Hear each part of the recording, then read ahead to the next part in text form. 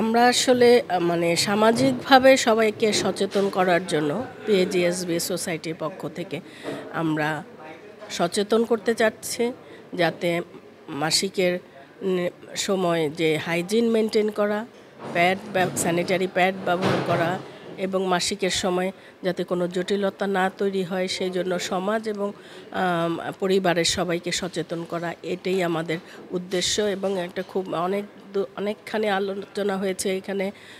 Policy মেকাররা ছিলেন, সরকারের family planning ডিজিএইচএসের পার্টনাররা ছিলেন এবং পিএজিএসবি সোসাইটির আমাদের সব মানে প্রেসিডেন্ট, সেক্রেটারি এবং আমরা যারা অন্যান্য পদে আছি সবাই ছিলাম। এবং ডাক্তার, কম বয়সী যে কিছু ডাক্তারও ছিল এবং মিডিয়া পার্টনার যারা ছিল, সবার জন্যই আসলে সচেতনতা তৈরি।